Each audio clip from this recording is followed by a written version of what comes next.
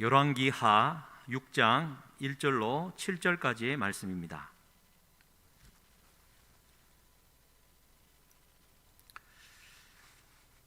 우리 한 절씩 교독하고 마지막 절은 우리 함께 읽겠습니다. 열왕기하 6장 1절로 7절입니다.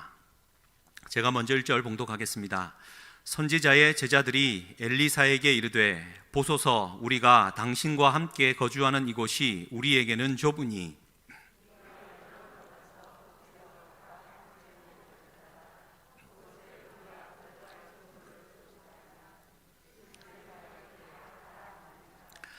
그 하나가 이르되 청하건대 당신도 종들과 함께 하소서 하니 엘리사가 이르되 내가 가리라 하고,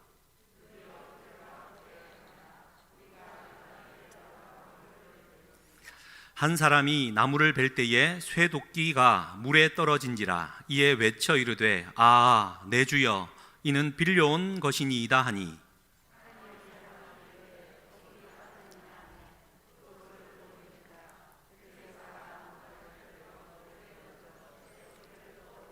함께 읽겠습니다.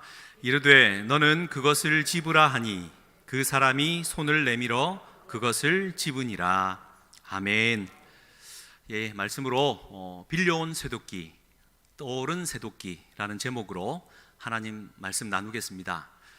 우리 고난주간을 보내고 계신 사랑하는 성도님들, 하나님께서 큰 은혜와 축복으로 함께 하시고 또 어려운 시절 우리가 함께 이 일을 극복해 나아가고 있는데, 하나님 끝까지 붙들고 또 믿음 약해지지 않고 더욱더 강건해지는 은혜가 있기를 다시 한번 주님의 이름으로 축복합니다. 요한복음을 쭉 진행해 오던 참이었습니다. 예수님이 공생애를 시작하시던 그 첫 번째 기적 사건은 갈릴리 가나에서 혼인잔치에 물이 포도주가 되게 하는 기적 사건이었습니다. 살펴본 대로 그 사건은 단순히 물질이 변화되는 기적 사건이 아니라 종말론적인 십자가 사건이다라는 것을 살폈습니다. 허드렛 물과 같은 나를 하나님의 극상품 포도주와 같은 존재로 변화시켜 주시는 물의 사건이다. 그래서 갈릴리 가나 이 포도주 사건은 구원의 은혜에 관한 이야기다라는 것을 살폈습니다. 아멘 엄청 나올 줄 알았는데 다 까먹었네요, 그죠? 그냥 하는 얘기입니다. 구약에도 하나의 기적 사건이 있습니다. 여러 기적 사건이 있는데 오늘 열왕기하 6장에 기록된 대로 쇠도끼가 물 위로 떠오르는 이 기적 사건입니다. 마찬가지로 구원의 은혜의 관점에서 이 사건을 살펴보고자 하는 겁니다. 여러분, 우리가 저희 가정 식구들이 이제 쭉 말씀을 읽어가면서 이 본문을 함께 읽고 나누었던 우리 자녀들의 첫 번째 반응은 나는 여기에서 산신령이 나온 줄 알았다라는 겁니다. 딱 그 얘기 아닙니까? 하얀 백발에 흰 옷 입고 할아버지가 나와서 금도끼, 은도끼, 쇠도끼 갖고 이 도끼가 네 도끼냐? 아닙니다. 그래서 다 가져가라. 이 얘기. 전래 동화와 같은 이야기가 같이 오버랩 되기 때문에 이런 이야기가 성경에 기록되어 있으니까 뭔가 조금 민망하고 어색한 건 사실입니다. 그러나 성경에 기록되어진 물에 빠진 쇠도끼가 물 위로 떠오르는 이 사건은 단순한 기적 사건이 아니라 우리에게 구원의 은혜를 베푸시는 큰 영적인 의미가 있다는 것을 오늘 살피고자 하는 것입니다. 할렐루야. 말씀 안에서, 말씀 속에서 어떤 의미를 가질까 우리가 생각해 보기를 원하는데요, 두 가지로 살펴볼 수 있습니다. 오늘 말씀의 제목입니다. 첫 번째는 빌려온 도끼요, 두 번째는 떠오른 도끼입니다. 첫 번째로 빌려온 도끼라는 말의 의미를 또 두 가지로 살펴볼 수 있을 것 같습니다. 첫 번째는 도끼를 빌려와서 일을 했다라는 말의 의미는 당시 엘리사가 사역하던 시대 상황은 너무나도 가난하고 처참하고 고통스러웠다라는 뜻이겠습니다. 연장 도구 하나 없는 가난함이 우리의 삶을 억누르고 있었다라는 뜻입니다. 그런데 여기에서 우리가 가질 수 있는 영적인 의미가 있습니다. 내 삶이 가난하고 고통스럽고 뭔가 어긋나고 뭔가 안 맞고 행복하지 못하고 이런 가난이라는 이름으로 대표되어지는 불편함들이 내 삶을 가득 채울 때 우리는 두 가지 반응을 하죠. 첫 번째는 하나님이 살아계신다면 도대체 왜 내게 이런 일이 일어나느냐, 끊임없이 불평하고 불만. 여러분 원불교 교인 아시죠?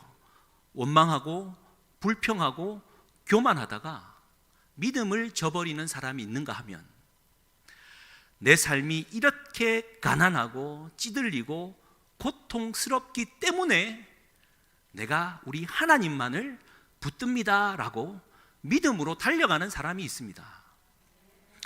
지금 선지 생도들이 도끼를 왜 빌려왔습니까? 당신은 너무 가난했고 힘들었는데 엘리사를 중심으로 하나님의 말씀과 은혜에 대한 갈급함이 그들 속에 있었기 때문에 진리를 찾아 선지 동산으로 몰려온 겁니다. 그러다 보니까 사람의 기거할 기숙사가 부족했고 그 기숙사를 만들기 위해 지금 나무하러 간 상황이지요. 그러므로 사랑하는 성도님들, 우리가 어떤 형편에 처하더라도 코로나가 발병해서 어떤 박해가 있고 어려움이 내게 오더라도 하나님이 살아계시면 도대체 이렇게 내버려둘 수 있나 라며 믿음을 저버리는 일이 아니라 하나님이 살아계시기 때문에 내가 우리 주님 붙들고 기도하며 오늘을 극복해 나갑니다. 주님, 내일의 소망이 없고 힘들어도 나는 주의 말씀과 은혜를 사모하며 선지동산으로 올라갑니다 라는 의미를 우리에게 주는 것입니다. 빌려온 쇠도끼의 두 번째 의미, 이게 진짜 중요한데요. 사랑하는 성도님들, 도끼를 빌려왔다라는 말의 뜻은 이 도끼를 빌려온 사람의 손에는 이 도끼가 상당히 어색하다라는 뜻입니다. 여러분, 연장 좀 이렇게 다뤄보셨습니까? 저의 아버지가 목수였기 때문에, 여러분, 저는 초등학교 들어가기 전부터 그리고 초등학교 내내 저의 장난감은 뭐였냐면 톱, 대패, 끌, 망치 막 이런 거였습니다. 1, 2학년 때부터요, 뗏목을 만든다고 망치질을 하고 구루마를 만든다고 산에 올라가서 이런 큰 통나무를 베어가지고 중간을 뚫어갖고 바퀴를 만들고 그걸 타고 놀고 막 이런 일을 했습니다.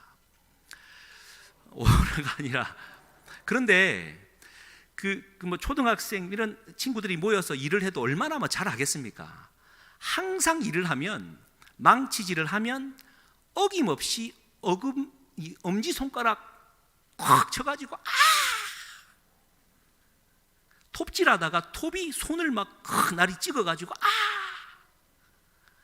가장 기억에 남는 것은 망치질을 하는데 망치 앞머리가 옛날이니까 한 30년 전이니까 망치 앞머리를 망치질을 하는데 세게 친다고 딱 치는데 이 망치 앞머리가 막 몇 살을 막 나가면 깜짝 놀랐는데 다행히 앞에 있는 아이를 피해서 날아갔기 때문에 너무 다행이었습니다. 그 쇳덩어리가 애 머리나 눈을 쳤으면 완전히 가는 것 아닙니까? 지금도 막 서늘한 그런 느낌이 남아있는데요. 여러분, 이 말씀을 드리는 이유는 지금 도끼를 빌려와서 이 선지생도 하나가 도끼를 물에 빠뜨린 이유가 뭐겠습니까? 자기 손에 익숙하지 않기 때문입니다. 위대한 목수들은요, 자기 연장을 딱 쥐고 있기 때문에 자기 연장의 상태를 한 번만 이렇게 일을 해봐도 압니다. 지금은 수리할 때고 나를 갈 때인지 어떤 상태인지 다 압니다. 특히 도끼 같은 경우엔 여러분 도끼질 해보셨잖아요. 큰 도끼가 나무에 꽂혀 있으면 도끼질 하다 보면 이제 충격이 전달되니까 헐렁헐렁해집니다. 그러면 뭘 합니까? 단도리를 하죠. 채비라는 앞머리 있고 거꾸로 세워갖고 밑으로 탕탕 치면 도끼가 앞머리 탁탁 들어가가지고 또 막 도끼질을 하죠. 이런 일을 할 수 있는 이유는 그 연장이 내게 익숙하기 때문입니다. 다시 말해, 빌려온 도끼가 물에 빠졌다라는 뜻은 이 도끼가 내게 익숙하지 않기 때문이다라는 겁니다. 그래서 중요한 영적인 메시지가 여기에 있습니다. 우리의 신앙이 빌려온 도끼처럼 빌려온 신앙이다라는 뜻입니다. 나는 내가 하나님을 믿고 내가 하나님께 신앙 고백하지만 내 신앙 고백이 아니라 누군가의 신앙 고백을 흉내내며 살아가고 있다라는 것입니다. 은혜를 구하며 은혜 받기를 소망하며 왔지만 은혜를 받아도 하나님이 내게 주시는 직접적인 은혜가 아니라 누군가가 받은 은혜를 내 것처럼 여기며 살아가고 있는 우리의 신앙의 모습을 다시 한번 되짚어 주고 있는 이야기이지요. 사랑하는 성도님들, 나의 하나님, 나의 예수님을 오늘도 경험하며 그분이 주시는 말씀을 듣고 그분이 주시는 은혜에 감사와 감격에 겨워 오늘 살고 있습니까? 우리 신앙인들이 많이 착각하는 부분이 뭐냐면은 은혜가 충만한 자리에 또 성령이 충만한 사람들과 함께 있을 때 나 또한 그러하다라고 착각하는 겁니다. 이게 빌려온 신앙의 모습이고 빌려온 신앙으로 살아가다가는 도끼날이 도망가고 물에 빠지듯 우리는 우리의 신앙을 결국 잃어버린다라는 사실을 우리에게 가르쳐 주는 겁니다. 할렐루야. 다시 한번 생각합니다. 빌려온 도끼를 통하여 빌려온 도끼가 물에 빠져 잃어버리게 되는 것을 통하여 우리에게 신앙적으로 교훈해 주고 있습니다. 이 이야기를 우리 예수님이 다시 한번 잘 말씀해 주신 게 어떤 부분이냐면 누가복음 15장에 세 가지 잃어버린 비유가 나옵니다. 첫 번째가 잃어버린 양, 두 번째가 잃어버린 동전, 세 번째가 잃어버린 아들입니다. 물론 이 이야기들은 잃어버렸다가 다시 찾고 돌아오는 그 아버지의 마음, 하나님 아버지의 마음을 주는 게 맞죠. 그런데 빌려온 신앙으로 살다가 결국 잃어버린다라는 이 관점에서 이 누가복음 15장을 다시 읽으면 이렇습니다. 양 100마리가 있습니다. 그런데 그중 한 마리가 길을 잃었습니다. 여러분, 양이 왜 길을 잃었습니까? 목자가 잘 못했어요? 아니지요. 양은 집 가고 싶은 대로 갑니다. 그리고 대부분의 양은 목자의 음성을 듣고 목자가 시키는 대로 따라 순종하며 가는데 유독 나 같은 목자의 보호 아래 있지만 항상 내 욕심과 내 생각에 갇혀 있는 사람, 목자가 오라는데 딴 생각하고 있는 사람, 지금 이렇게 설교를 열심히 하고 있는데 딴 생각하고 계신 그분,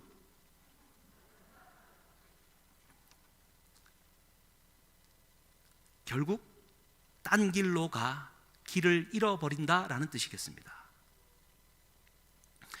빌려온 신앙이란 말의 의미는 하나님 은혜의 인도하심에 따라가는 것이 아니라 내 생각에 갇혀서 내 갈 길로 간다라는 뜻이겠지요.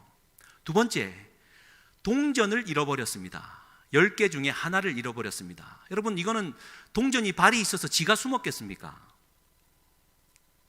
이 또한 동전 주인의 부주의함 때문이죠. 그 주인은 다른 쪽이 아니라 저는 그렇게 보아집니다. 10개의 동전이 있으면 10개를 귀중하게 여길 줄 알아야 잃어버리지 않죠. 막 그 동전 10개를 쥐고 있으면서 귀중한 줄도 모르고 있고 막 딴 생각에 사로잡혀 있다 보면 내가 동전을 어디에 뒀나 잊어버릴 때가 있지 않습니까? 이 말은 소중한 것을 소중하게 여기지 못하는 내 마음이 흩어져 있고 딴 생각에 사로잡혀 있는 사람은 결국 잃어버린다라는 뜻이겠습니다. 빌려온 신앙은 무엇이 소중한지 모르고 있다가 잃어버린다라는 뜻이지요. 마지막 세 번째는, 여러분, 두 아들이 있습니다. 둘째 아들이 아버지께 재산 절반을 얻어서 이제 가버리죠. 이것은 단순히 제가 춤이라도 춰야 됩니까? 단순히 부주의함이나 실수가 아니라 의도적인 거역이지요. 둘째 아들은 말 그대로 아버지를 버리고 등 돌리고 떠나버렸습니다. 그런데 여러분 아시는 대로 첫째 아들도 아버지와 함께 살고 있었지만 아버지의 마음과 같지 않았습니다. 알 수 있는 이유가 둘째 아들 동생이 돌아왔을 때 아이를 환대해 주는 것을 보고 막 속이 뒤집어지는 큰형 아닙니까? 결국 아버지의 보호 아래 두 아들은 살고 있었지만 두 아들 모두 다 딴 생각하며 살았다라는 뜻입니다. 온전한 신앙이 아니라 빌려온 신앙으로 살았기에 첫째 아들이나 둘째 아들이나 다 잃어버린 자가 되었다라는 뜻입니다. 사랑하는 성도님들, 우리가 이 고난주간을 보내고 있으면서 예수 그리스도의 십자가를 묵상한다고 하지만 그 십자가를 바라보면서 해야 될 가장 첫 번째 우리의 마음의 진단은, 나는 진정 우리 주 예수, 나의 주 예수 그리스도를 향한 나의 신앙 고백을 하고 있는가? 누군가 거를 흉내내면서 신앙생활 잘하고 있다라고 착각하고 있지는 않는가? 우리가 꼭 질문해야 됩니다. 이유는 내가 이 사실을 진단하지 못하고 무디어진 채 빌려온 연장을 가지고 신앙에 이 도끼질을 하고 있다가 어느 순간인가 도끼를 잃어버리는 과오를 범하게 되는 것이죠. 할렐루야. 그래서 사랑하는 성도님들, 항상 우리 주님께 열려있는, 영적으로 깨어있는 저와 우리가 될 수 있기를 다시 한번 주님의 이름으로 축복합니다. 그러면 근데 이 이야기가 왜 중요하냐면 열왕기 지금 5장부터 8장까지 쭉 이어지는 이야기 중에 등장하는 중심 인물이 한 사람이 있습니다. 그 사람이 누구냐면 그 이름도 유명한 게하시입니다. 게하시 들어보셨습니까? 게하시가 어떤 인물이냐, 딱 그대로 빌려온 신앙으로 살았던 사람이고, 이 사람이 어떻게 되었느냐가 오늘 이 기적 사건과 맞물려 있습니다. 잠깐 게하시를 생각해 보면 이렇습니다. 열왕기하 5장에는 아시는 대로 나아만 장군이 문둥병에 걸려서 고침을 받으려고 엘리사에게 옵니다. 아시는 스토리 샤바샤바 해서 딱 해서 어찌되었건 요단강에 물을 7번 몸을 씻음으로 그 문둥병을 고침을 받지요. 그래서 막 풍성하게 준비해 온 답례품을 전달하려고 하는데 엘리사가 이런 지하에 거절합니다. 그리고 돌아갈 때 이 게하시가, 참 이름도 정말 잘 지은 것 같아요. 이 게하시가 뒤따라갑니다. 가서 뭐라고 말을 하냐면 거짓말을 합니다. 우리 스승님한테 에브라임 산지에서 두 생도가 왔는데 줄 게 없느냐 하고 해서, 여러분 뭐라고 말하는지 아십니까? 은 1달란트와 옷 2벌을 달라고 하더이다 라고 말합니다. 여러분 이 무슨 말입니까? 게하시가 사환, 그 엘리사 옆에서 있으면서 돕는 종이었고 또 생도였지만 그 내용물이 뭔지 어떻게 알았겠습니까? 유심히 봤다라는 뜻이고 마음에 두었다라는 뜻입니다. 그래서 다 달라고 하는 것은 욕심이니까, 지가 욕심이 이미 부렸지만 은 1달란트와 옷 2벌을 달라고 하더이다. 그래서 결국 은 2달란트와 옷 2벌을 얻어서 옵니다. 숨겨놓았는데 하나님의 사람 엘리사는 다 알았죠. 그는 결국 나아만의 문둥병 저주를 받고 그의 자손까지 저주를 받습니다. 그런데 이게 이제 이 사건 이후에 오늘 6장 이 쇠도끼 사건이 이제 벌어지고, 그 다음에 하나님의 사람 그 엘리사의 사환이라는 이름으로 심부름꾼이 6장에 한 명 등장하는데, 이 사람이 게하시인지 아닌지는 분명하지 않습니다만 게하시인 듯 보입니다. 그렇다면 우리는 다시 한번 여기에서 그 중간을 유추할 수 있습니다. 본인의 욕심 때문에 문둥병에 걸려서 이스라엘 공동체에서 쫓겨났었지만 하나님 앞에 진심 어린 회개를 통하여서 엘리사를 통하여 고침을 받고 엘리사의 그 넉넉한 마음으로 다시 그 자리를 회복시켜 준 것이겠죠. 그때 아람에서 엄청난 군대가 쳐들어옵니다. 불안했던 이 게하시는 어떻게 합니까? 라고 말을 하니까 엘리사가 눈을 열어 산에 불말과 불병거가 있다는 것을 보여줍니다. 얼마나 큰 은혜를 받은 자입니까? 영적인 눈을 열어 그 사실을 보았다라는 거예요. 와, 이쯤 되면 완전 하나님의 사람으로 거듭나야 되지 않겠습니까? 그런데 열왕기하 8장으로 가면 그때 게하시가 등장하는데, 그때 게하시는 어디에 있냐면 이스라엘 왕 옆에 있습니다. 그럼 지금 잘 따라오고 계십니까? 우리는 그 중간을 다시 한번 유추할 수 있습니다. 게하시는 문둥병에서 고침을 받고 영의 눈이 열려 하나님의 군사 불말과 불병거를 보는 은혜를 입었는데, 항상 그의 속에는 딴 생각, 자기 욕심이 떠나지 않았던 겁니다. 그의 신앙은 결국 빌려온 신앙이었기 때문입니다. 어느 순간인가 제정신을 차린 거예요. 사랑하는 성도님들, 이왕 예수 믿고 제정신 아니게 된 거, 제정신 차리지 않으시기를 주님의 이름으로 축복합니다. 여러분, 보이지도 않는 하나님을 믿고 살아가는 게 제정신입니까? 이게 진짜 정신입니다. 할렐루야. 그러니까 우리 세상적인 표현으로 하나님을 믿고 따라가다가 정신을 딱 차리고 보니까,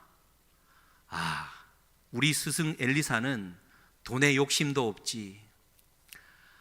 이렇게 살다가는 평생 하나님을 내가 믿고 살아가지만 좋은 옷 한 벌 못 입고 좋은 집에 살기는 글렀구나. 어쩌지? 하는 끝에 그는 결국 그 자리를 박차고 나왔던 것이죠. 여러분, 사환, 종이라고 나와 있지만 엘리사의 사환입니다. 그 말은 생지생도 중에 생도, 전교 1등이라는 뜻이겠죠. 똑똑했다라는 뜻이겠습니다.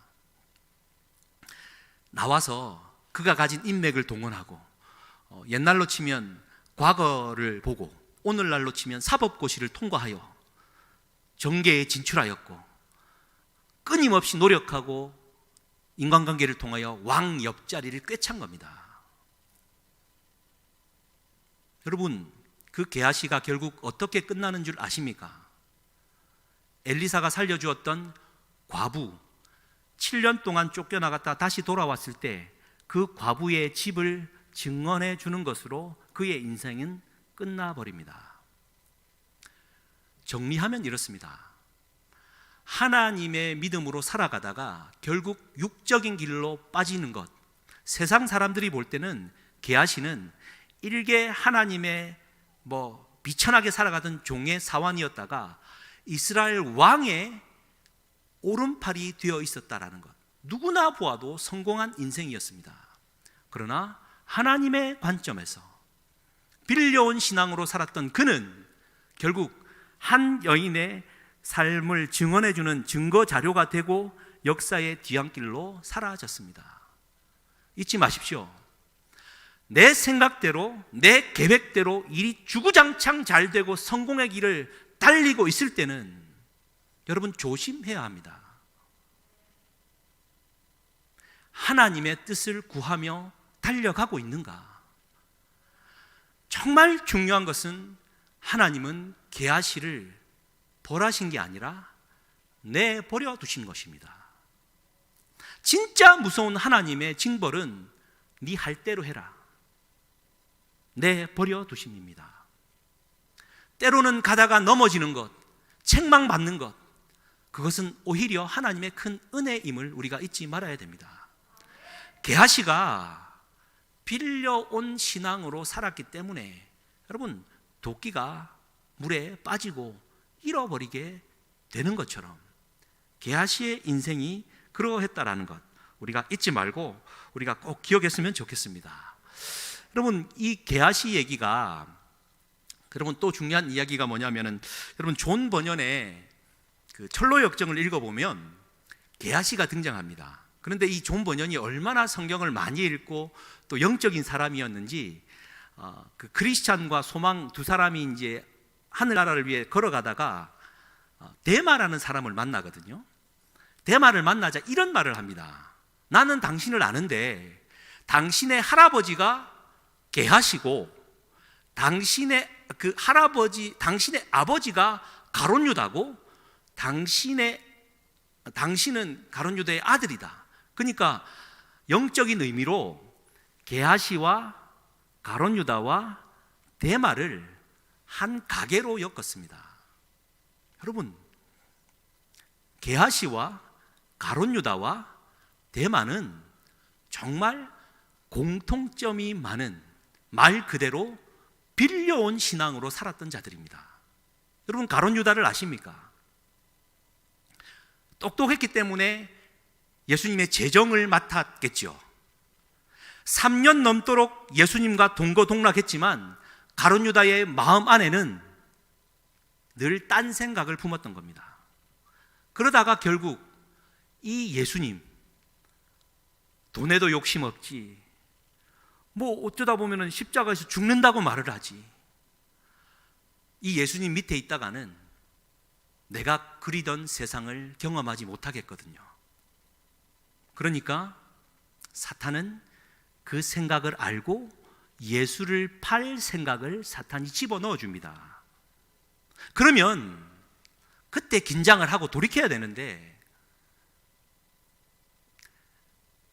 만찬상에서 이 떡을 적셔다 주는 그가 바로 나를 팔자다라고 말을 하는데 제자들이 전부 나는 아니지요, 나는 아니지요. 가룟 유다도 천연덕스럽게 주님 나도 아니지요 받아 먹습니다. 그때 성경은 기록합니다.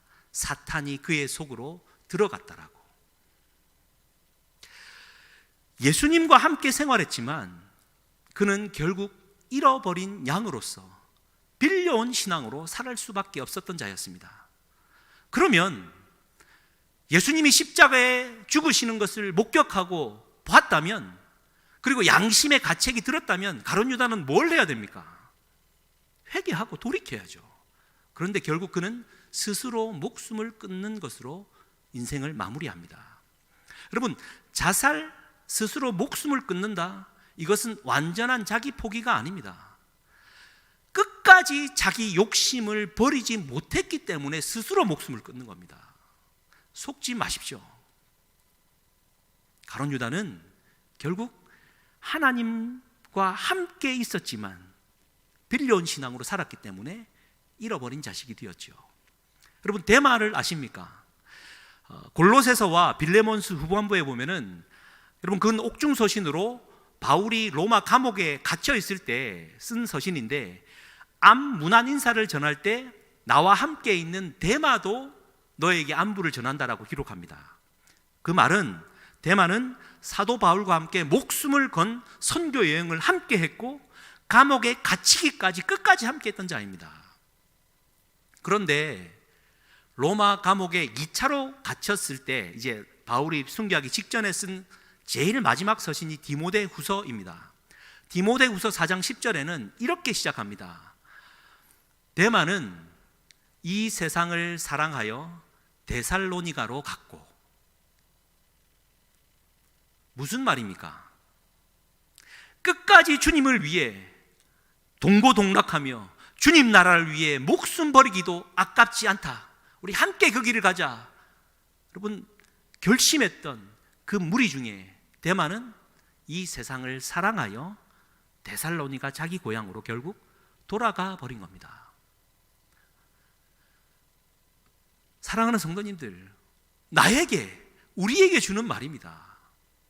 지금 내가 주님 나라를 위해 최선을 다하고 목숨을 다하고 뜻을 다하고 힘을 다하고 물질을 다하고 내 다 바쳐드린다라고 우리가 신앙생활 한다라고 말을 하지만 내 깊은 내면 안에 빌려온 신앙이 되어서 딴 생각 품고 있지는 않습니까?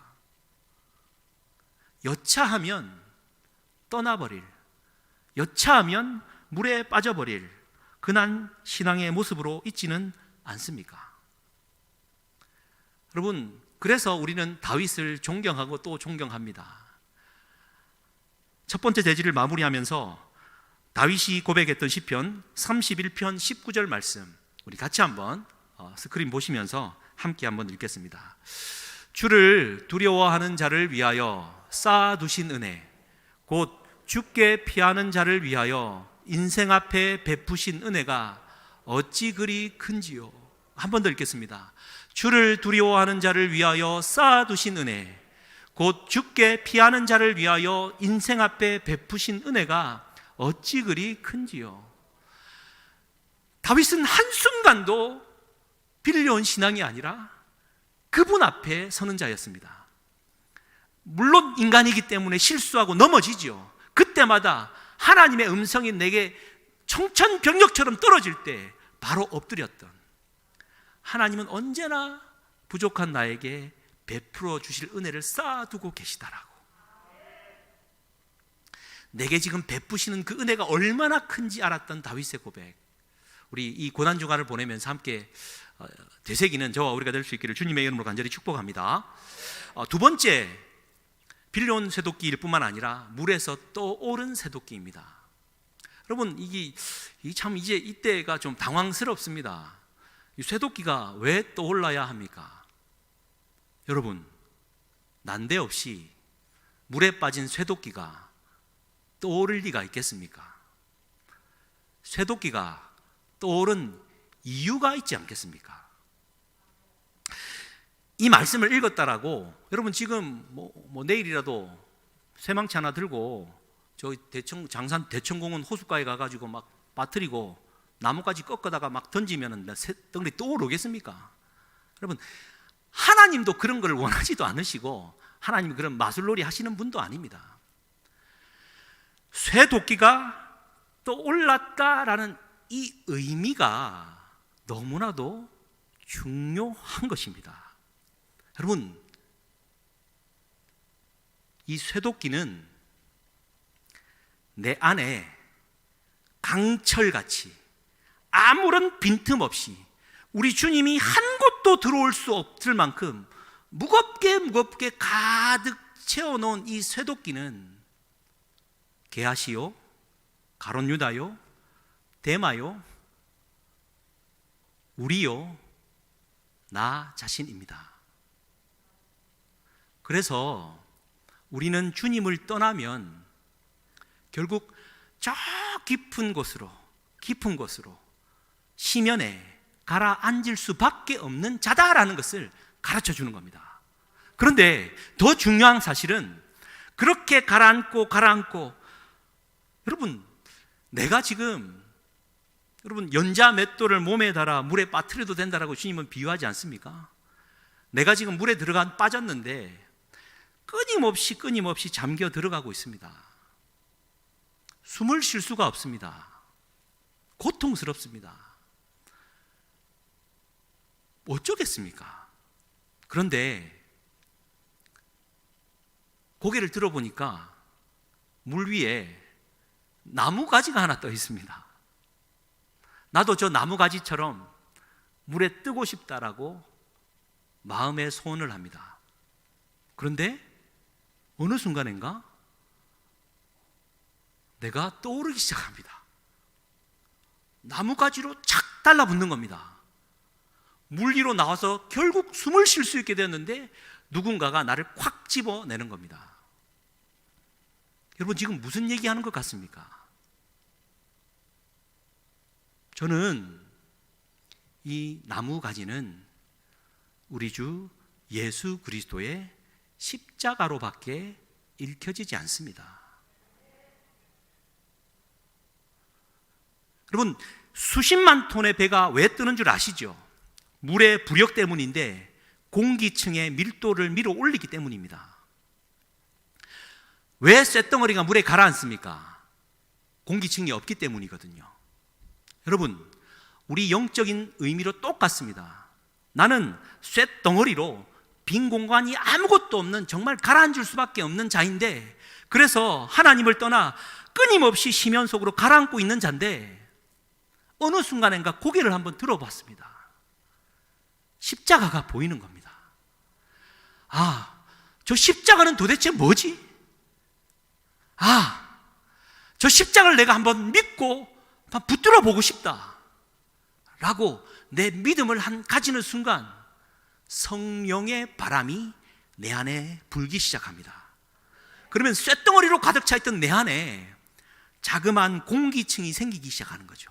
루아흐, 하나님의 숨 생기는 겁니다. 뭔가 달라져요. 그래서 끊임없이 기도하고 바랬더니 그 성령의 공기층이 점점 커지면서 내가 떠오르기 시작하는 겁니다. 이게 우리 주님의 구원의 이야기입니다.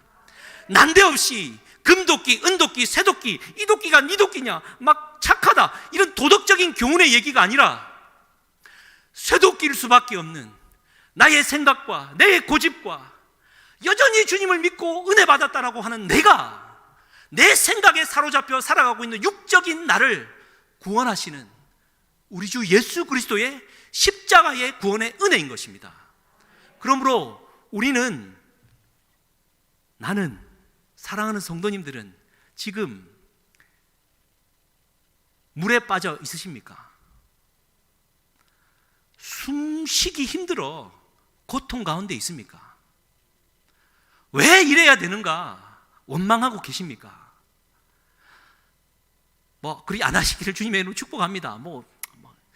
죄 많은 분들한테 이런 설교해야지 은혜가 되지, 잘하시는 분한테 이런 얘기를 해봐야 무슨 소용이 있겠습니까? 많은 사랑하는 성도님들, 혹 살아가다가 내가 마치 익숙하지 못해 물에 빠진 쇠도끼가 되는 경우를 경험하게 될 겁니다.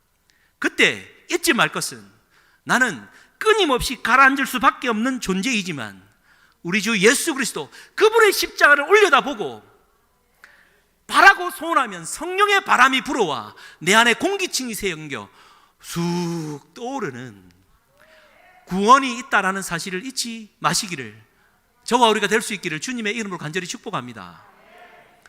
여러분, 제가 나무까지 하니까 나무니까 십자가밖에 생각이 안 납니다라는 얘기를 제 개인적인 생각으로만 했다면 여러분 버리셔도 되지만 성경이 분명하게 이야기해 주는 부분이 있습니다. 여러분, 오순절날 성령의 은혜를 받은 베드로가 이제 예수님의 십자가를 설교하는데요, 사도행전 2장과 4장에는 공회 앞에, 백성들 앞에 담대하게 선포합니다. 특히 2장 38절은 유명한 말이죠.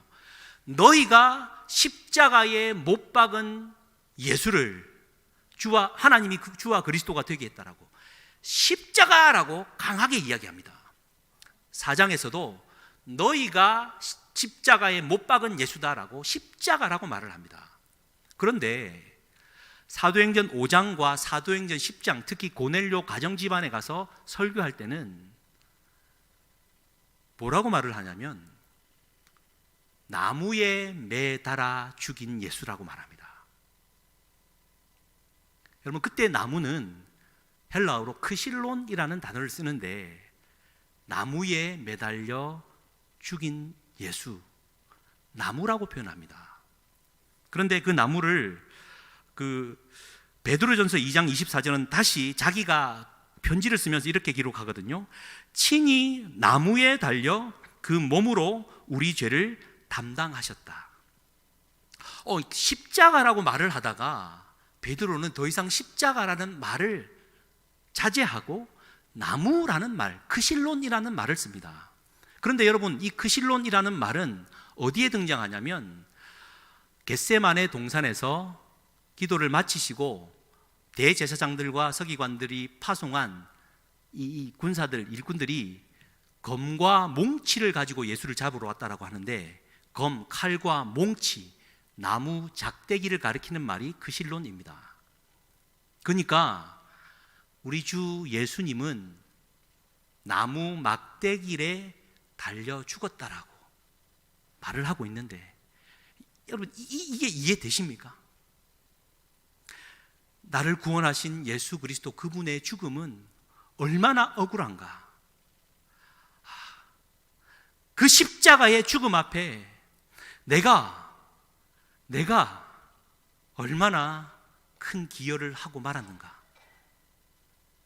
감히 그분의 십자가라는 말을 내 입에 담기도 힘들게, 그분은 십자가를 지며 죽으셔도 되는 분이심에도 불구하고 단순히 저주받을 나무 작대기로 죽었다라고 베드로가 지금 고백하고 있는 겁니다. 나무 작대기. 여러분, 나무 가지를 엘리사가 던졌습니다. 단순히 성경이 기록되었겠습니까? 십자가의 구원을 이루실, 쇠도끼와 같은 우리를 구원하실 그분의 사건을 예표하는 것 아니겠습니까? 그런데 한 가지 우리가 찾을 것은 요한계시록 22장 1절과 2절, 같이 한번 읽겠습니다. 요한계시록 22장 제일 마지막 성경에는 뭐라고 기록하냐면, 이렇게 같이 한번 읽겠습니다.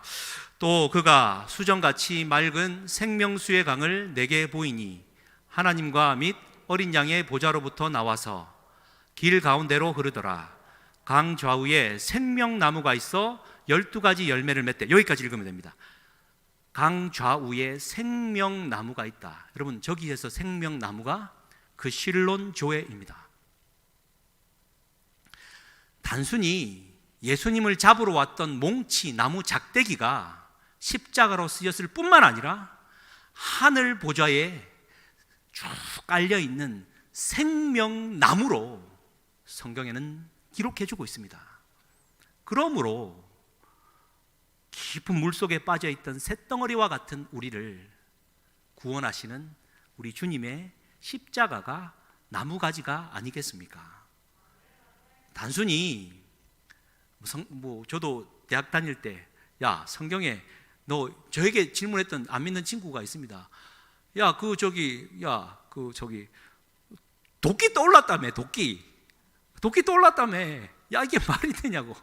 사랑하는 성도님들, 그런 자들을 앉혀놓고 성경을 뒤져가면서 바로 그 십자가, 너를 위해 대신 죽은 십자가 이야기다라고, 너는 쇳덩어리라고, 네 생각으로 가득 차 있다라고, 너는 결국 심연으로 떨어져 죽을 수밖에 없다라고, 너를 구원하실 분은 막대기를 지신 십자가에 돌아가신 예수 그리스도밖에 없다라고 담대히 말할 수 있는 저와 우리가 될 수 있기를 주님의 이름으로 다시 한번 축복합니다. 그래서 다시 한번 다윗의 시편 고백을 우리는 되새깁니다. 시편 57편에 동굴 속에 갇혀있던 다윗, 여전히 사울에게 쫓겨가면서 어떻게 운신해야 될지 모르는 그때 5절과 11절은 똑같은 말을 두 번 반복합니다. 같이 한번 읽겠습니다. 하나님이여, 주는 하늘 위에 높이 들리시며 주의 영광이 온 세계 위에 높아지기를 원하나이다. 한 번 더 읽겠습니다. 하나님이여, 주는 하늘 위에 높이 들리시며 주의 영광이 온 세계 위에 높아지기를 원하나이다. 아멘. 저는 저 시편을 읽을 때마다 진짜 다윗의 그 호연지기를 다시 한번 되새깁니다. 갇혀있고 목숨의 위협을 받고 있고 나가면 죽고 사면 초가의 상황에서 다윗은 지금 노래합니다. 하나님이여, 주는 하늘 위에 높이 들리신다라고. 여러분, 이런 찬양 고백할 수 있겠습니까? 할 수 있죠. 왜요? 성령의 숨이 내게 들어와 공기층이 생기면 나는 위로 할렐루야, 구원받는 은혜가 있다라는 사실입니다. 말씀을 맺겠습니다. 쇠도끼처럼 덩그러니 던져지고 버려진 것과 같은 심연 깊은 속에 잠긴 듯한 숨막히는 상황에 처할 때 우리는 고개 들어 나뭇가지를 바라보고 우리 주 십자가를 붙들 때 우리는 구원받을 수 있음을 기억하는 이 고난주간 될 수 있기를 주님의 이름으로 다시 한번 축복합니다. 우리 마지막 이 찬양 고백 한번 했으면 좋겠습니다. 나 주님의 길을 가리라. 하늘의 부르심 따라서 물과 피를 쏟으신 하나님의 어린 양, 주님 사랑합니다.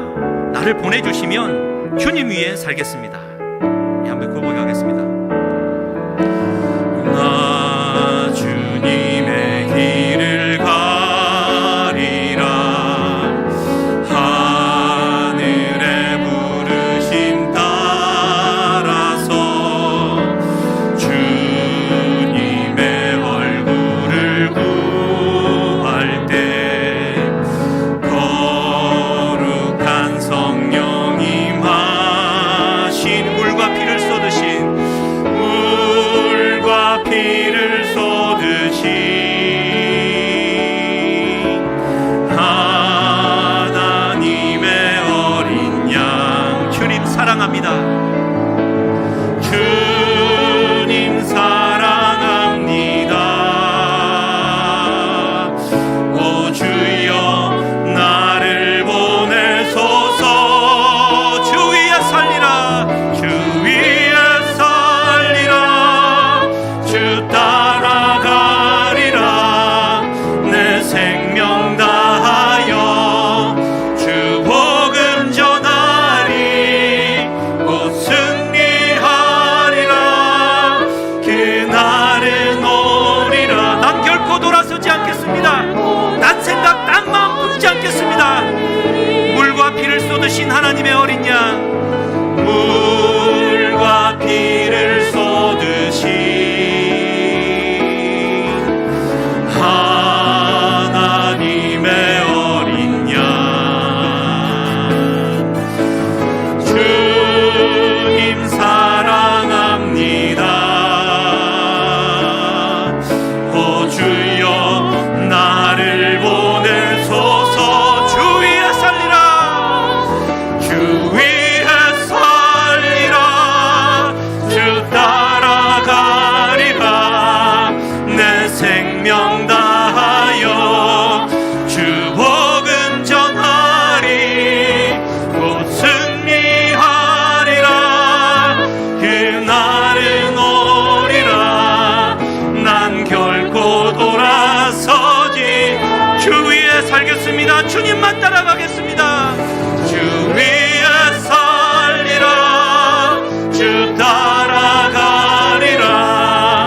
내 생명 다하여 주 복음 전하리.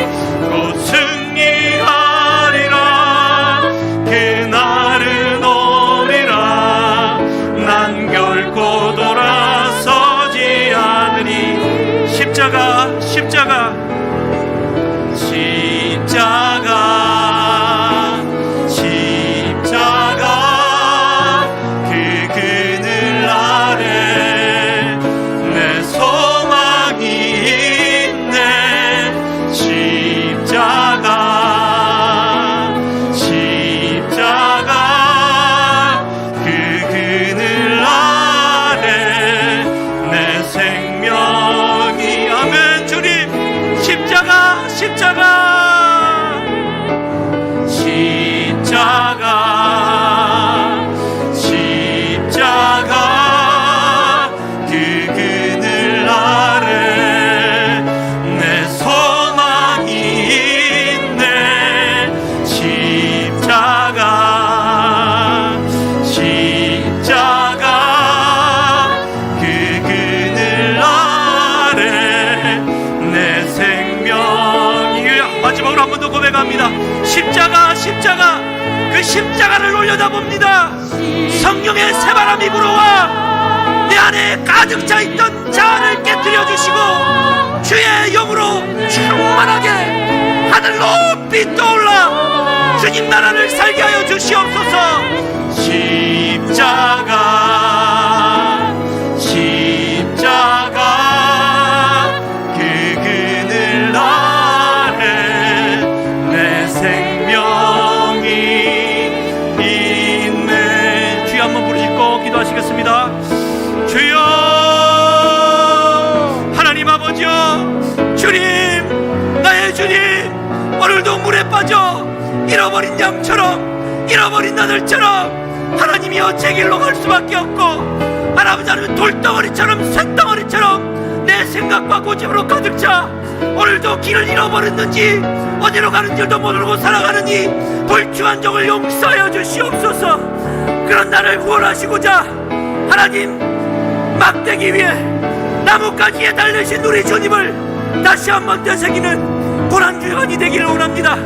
주님의 그 고난에 동참한다는 것, 하나님 고난에 동참하고 아파하는 것도 중요하지만 주님은 결국 나를 구원하셨다라는 사실, 나는 이 어둠 속에 갇혀 죽을 수밖에 없는 자가 아니라 구원받은 존재임을 기억하며 살아나게 하여 주시옵소서. 오늘도 살 힘이 없어 하나님 쓰러지고 넘어지고 아버지는 질병으로 고통 중에 있고 더 살아서 무엇하나 생각하며 나약해지는 마음 위에 성령의 기름을 콸콸 부어주시고 성령의 새바람을 불어넣어 주셔서 오늘도 떠오르게 하여 주시고 하늘 높이 떠올라 하늘 보좌 우편에 앉아 주님과 더불어 통치하는 이 세상의 지도자들로 왕같은 제사장들이 되게 하여 주시옵소서.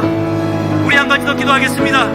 고난주간을 보내는 주의 몸된 교회, 우리 사랑하는 담임 목사님, 사랑하는 사모님, 사랑하는 교역자들, 사랑하는 지체들, 사랑하는 헌우들 다 주님의 부르심 앞에 순종하며 나와 주님의 신앙을 새롭게 하는 한 해가 되게 하여 주시고, 고난주간에 내가 죽게 하여 주시옵소서. 우리 교회가 죽게 하여 주시고 주의 부활과 더불어 새 부활의 기쁨으로 나오게 하여 주시옵소서. 주여 한번 부르짖고 중보하시겠습니다. 주여, 하나님 아버지여, 우리 주의 몸된 교회를 살려주시옵소서. 하나님 아버지 기도합니다. 죽게 하여 주시옵소서. 내 생각과 고집과 판단들을 다 죽게 하여 주시고 우리 주의 성령으로 충만한 마음 주시고 우리 주님께 순복하는 자가 되게 하여 주시옵소서. 익숙하지 않은 아버지 하나님 어색한 것, 내 신앙이 아닌 남의 것을 빌려와 살아갔던 신앙들 다 벗어버리게 하여 주시고, 내 신앙 부족해도 주님 앞에 내가 무릎 꿇고 내가 기도하고 내 목소리로 기도하고 내가 성경 읽고 내가 주님을 찾고 내가 주님만 바라보는 은혜가 있게 하여 주시옵소서. 입술을 열어 고백하는